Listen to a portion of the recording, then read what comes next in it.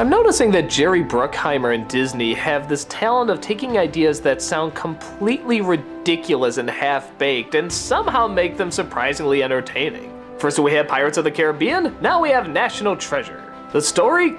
Get a load of this. Apparently our founding fathers weren't just trying to make this nation a free nation, but they were also hiding this ancient treasure. That's right, a giant treasure that they believe shouldn't belong to any one man. So they left clues in all their giant landmarks and, of course, only one crazy treasure hunter can actually locate it. He's played fittingly enough by Nicolas Cage, who tries to tell everybody that there's a treasure map on the back of the Declaration of Independence, and big shock, they don't believe him. But he's being chased by a villain played by Sean Bean, who surprisingly doesn't die in this movie. God, I think that's a first. Who's trying to collect the treasure for himself while Cage is just doing it to restore his family name. Along the way, there's car chases, shootouts, a romance, a comedic side character, all that good stuff. So I'm not gonna lie, I was really ready to hate this film, especially from watching the opening.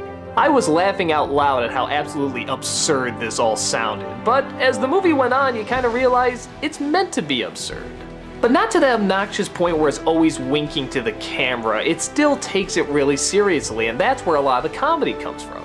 It actually reminded me a lot of the new show Sleepy Hollow. Yeah, that idiotic setup where the Headless Horseman has a machine gun. But you find yourself actually enjoying it because they do take their stupidity so seriously. And at the center of it is Nicolas Cage, and he is the reason this film works. I think with any other actor, this film would have died. Nobody could find that exact balance of kind of kooky but kind of serious at the same time as him. The way he talks about these ridiculous ideas, he knows it sounds insane, but he's not really rolling his eyes. He's sort of just stating the facts and saying, will you help me or not? But he's not a stick in the mud either, he's still a little kooky. That's very tough to pull off and still have people want to follow you, but he does a really good job. I also like the fact that they really do spend time trying to figure out how to find the treasure. They sit down, they talk, they discuss ideas, they talk about codes. You actually do find yourself getting really wound up in it. If anything, the most boring parts are the action scenes. They're just sort of standard and you've seen them a million times, but it's like the movie knows they're kind of standard, so it doesn't spend that much time with it. The main focus is on the mysteries and the puzzles and trying to find the treasure.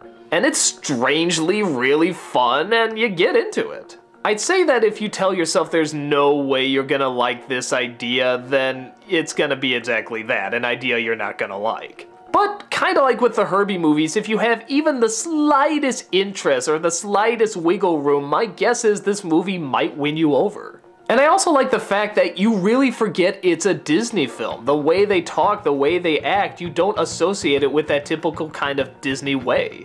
It just feels like a straight up action flick that's enjoyable and kind of goofy, but not in a Disney way, in its own sort of unique way. Even the climax is not this big overblown climax, it's actually a very reasonable, smart ending. So yeah, I surprisingly recommend it. If you have a good sense of humor or just looking for a bit of fun and not to take anything too seriously, but not have your intelligence insulted either, then this is a good rent. It's got just the right amount of fun, the right amount of goofiness, and the right amount of action.